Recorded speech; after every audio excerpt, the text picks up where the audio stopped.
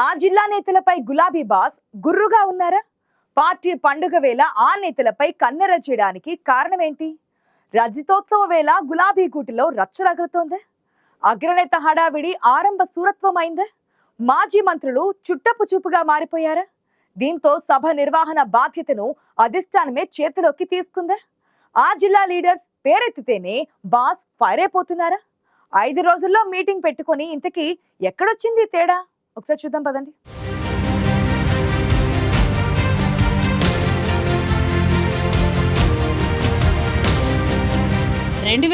April 27 పురుడు పోసుకున్న నాటి తెలంగాణ రాష్ట్ర సమితి, నేటి భారత రాష్ట్ర సమితి 24 ఏళ్ల ప్రస్థానాన్ని పూర్తి చేసుకుని ఏప్రిల్ 27న 25వ ఏట అడుగు పెడుతోంది.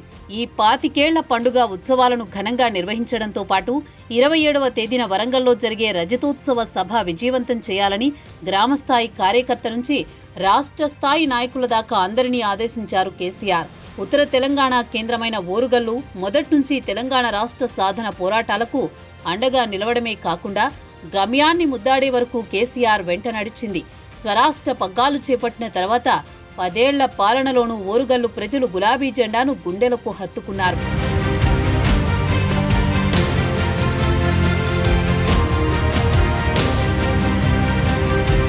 ప్రతి ఎన్నికల్లోనూ కారు పార్టీకి జై కొట్టారు. అందుకే తెలంగాణ తొలి ముఖ్యమంత్రి కేసీఆర్ అధికారం కోల్పోయిన తర్వాత ప్రతిపక్ష నేతగా వరంగల్ గడ్డపై నుంచే ప్రభుత్వ వ్యతిరేక విధానాలపై గర్జించాలని, కాకతీయ గడ్డను వేదికగా చేసుకుని రజతోత్సవ సభతో ప్రజా ఉద్యమాన్ని నిర్మించాలని సంకల్పించారు. సిల్వర్ జూబ్లీ సభను పార్టీ ప్రతిష్టాత్మకంగా తీసుకోవడంతో ఇటీవల అసెంబ్లీ సమావేశాలు జరుగుతుండగానే బీఆర్ఎస్ అగ్రనేత మాజీ మంత్రి హరీష్ రావు హుటాహుటిన వరంగల్ చేరుకుని గ్రేటర్ వరంగల్లో సభ నిర్వహణకు అనువైన ప్రదేశాల కోసం అన్వేషించారు.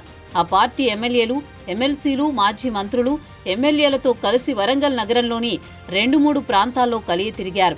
మాజీ మంత్రి ఎర్రబెల్లిని వెంట పెట్టుకుని ఫీజిబిలిటీపై సర్వే సైతం నిర్వహించారు.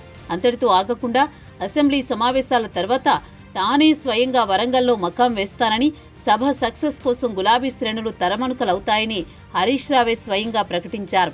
వరంగల్ వేదికగా రజతోత్సవాలు నిర్వహిస్తున్నామని హరీష్ రావు ప్రకటించి హైదరాబాద్ చేరుకున్న తర్వాత చకచకా పావులు కదిపారు.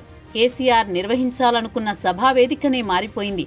ఉన్న ఫలంగా హనుమకొండ జిల్లా ఎల్కతుర్తికి సీన్ షిఫ్ట్ అయ్యింది.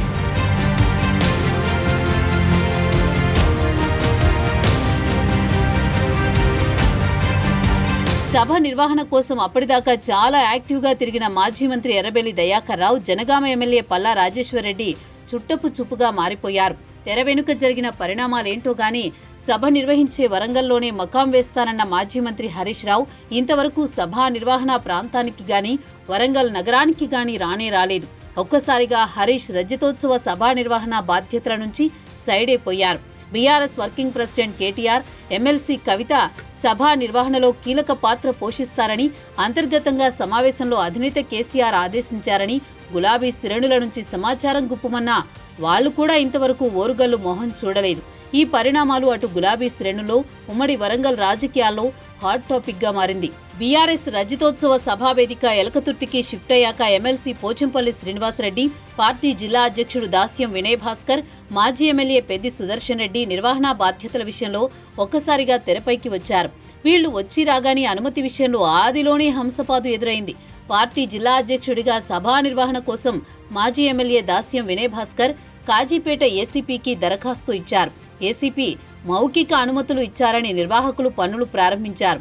కానీ పోలీసు శాఖ ఆ దరఖాస్తును హోల్డ్లో పెట్టింది. పైగా ఏసీపీ తమతో నేరుగా టచ్లో ఉన్నారని, ఆయనతో ఉన్న సాన్నిహిత్యంతో అనుమతి విషయంలో అడ్డంకులు ఉండవని సభా నిర్వహణ బాధ్యతలు చూస్తున్న బాధ్యులు అతి విశ్వాసంతో ఉన్నారు.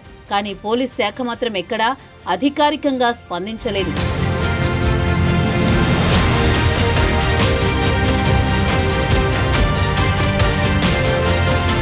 బీఆర్ఎస్ వర్కింగ్ ప్రెసిడెంట్ కేటీఆర్ స్వయంగా రంగంలోకి దిగిన పోలీసు ఉన్నతాధికారుల నుంచి స్పందన కరువైంది. వ్యూహాత్మకంగా వరంగల్ నేతల ఫీడ్బ్యాక్ ని పక్కన పెట్టిన అధినేత కేసీఆర్ ఈ పరిణామాలతో తానే స్వయంగా జోక్యం చేసుకున్నారు. పోలీస్ శాఖను సంప్రదిస్తూనే హైకోర్టులో పిటిషన్ వేసి ప్రభుత్వ ఎత్తుకు పై ఎత్తు వేశారు. సభకు అనుమతిపై పోలీస్ శాఖ తాత్సారం ప్రభుత్వ తీరుపై అనుమానంతో బీఆర్ఎస్ అధిష్టానం అలర్ట్ అయింది. హైకోర్టు జోక్యంతో వరంగల్ పోలీస్ కమిషనరేట్ సభా నిర్వహణకు అనుమతి ఇవ్వాల్సిన అనివార్యత ఎదురైంది. బీఆర్ఎస్కు ఇంత ప్రతిష్టాత్మకంగా మారిన సిల్వర్ జూబ్లీ వేడుకల నిర్వహణ సభ అనుమతిపై పోలీసు శాఖ దరఖాస్తును హోల్డ్లో పెట్టడం, ఓ ఏసీపీ ఫీడ్బ్యాక్పై ఆధారపడ్డ పార్టీ నేతల ఓవర్ కాన్ఫిడెన్స్పై కేసీఆర్ గుర్రుగా ఉన్నట్టు ప్రచారం జరుగుతోంది. నాయకుల తీరుతో హైకోర్టు మెట్లెక్కే పరిస్థితి రావడం, పార్టీ శ్రేణుల మధ్య సమన్వయ లోపం లాంటి అనేక అంశాలను ముందే అంచనా వేసిన గులాబీ దళపతి ఇక లాభం లేదనుకుని తానే స్వయంగా రంగంలోకి దిగారు.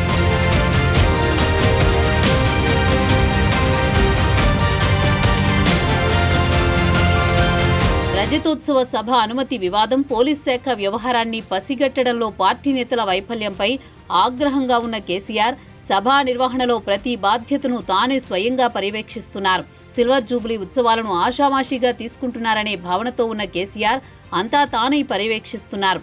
ఎవరికీ పూర్తిస్థాయి ఇన్ఛార్జు బాధ్యతలనే పదానికి తావు లేకుండా తన డైరెక్షన్లో క్షేత్రస్థాయిలో ప్రణాళికను అమలు చేయిస్తున్నారు.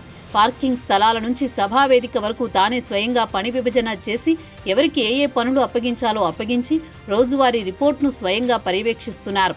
అందరూ తనకే రిపోర్ట్ చేసేలా ప్లాన్ అమలు చేసి ముందుకు వెళుతున్నారు. అంతా మేమేనని బీఆర్ఎస్ శ్రేణులు గాని నాయకులు గాని కాలరెగరేయకుండా జాగ్రత్త పడ్డారు గులాబీ బాస్. ఓరుగల్లు వేదికగా ఏ సభ నిర్వహించినా, కార్యక్రమం తలపెట్టినా యావత్ తెలంగాణ అంతా చర్చించుకునే ట్రెండ్ ఎందుకు మిస్ అయిందని ఆంతరింగిక చర్చల్లో కేసీఆర్ అసహనం వ్యక్తం చేసినట్లు చర్చ జరుగుతోంది. ఓరుగల్లు నేతల తీరే కారణమని గులాబీ బాస్ గుస్సా అవుతున్నట్టు పార్టీలో గుసగుసలు వినిపిస్తున్నాయి. అందుకే ఇక లాభం లేదని భావించిన కేసీఆరే స్వయంగా రంగంలోకి దిగారు. ఓరుగల్లు నేతలకు ఒకరంటే మరొకరికి పొసగకపోవడంతో తీవ్ర అసహనంతో ఉన్న కేసీఆర్ రజతోత్సవ సభను, జన సమీకరణను చాలా ప్రతిష్టాత్మకంగా తీసుకున్నారు.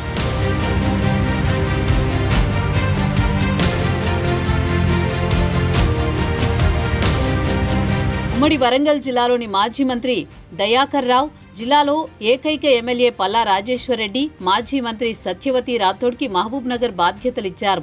జిల్లాల వారీగా ఫామ్ హౌస్లోనే సమీక్షలు నిర్వహించారు. జన సమీకరణ కోసం నియోజకవర్గాల వారీగా టార్గెట్లు పెట్టారు. సభ విజువలైజేషన్ ఏ రకంగా ఉండాలనే సున్నితమైన విషయాలపైన రోజువారీగా సమీక్షిస్తున్నారు. పెట్టిన ప్రతి పైసాకి బిల్లు ఉండాలని నేతలకు స్వయంగా కేసీఆరే చెప్పారంటే పరిస్థితి ఎలా ఉందో అర్థం చేసుకోవచ్చు. సిల్వర్ జూబ్లీ వేడుకల నిర్వహణ ఆదిలోనే వరంగల్ నేతల సమర్థతపై అధినేతకు అనుమానాలు రావడమే ఈ పరిస్థితి ఎదురైందని గులాబీ శ్రేణులు బాహాటంగానే చర్చించుకుంటున్నారు. వరంగల్ చుట్టుపక్కల ఉన్న కరీంనగర్, మెదక్ ఉమ్మడి జిల్లాలపై ప్రత్యేక దృష్టి సారించారు గులాబీ బాస్. ఇక్కడ నుంచి భారీగా జనాలను తరలించాలని పార్టీ టార్గెట్గా పెట్టుకుంది. ఉమ్మడి జిల్లాల వారీగా సమీక్షలు నిర్వహించి నియోజకవర్గాల వారీగా టార్గెట్లు పెట్టారు కేసీఆర్. రాష్ట్ర వ్యాప్తంగా సభకు 10 లక్షలకు పైగా జనాలను తరలించి సత్తా చాటాలని భావిస్తున్నారు. పార్టీకి రాష్ట్రంలో ఏమాత్రం ఆదరణ తగ్గలేదని, తెలంగాణ సమాజానికి సంకేతమిచ్చేందుకే గులాబీ బాస్ ఇంత ప్రతిష్టాత్మకంగా తీసుకున్నారని పార్టీ వర్గాలంటున్నాయి.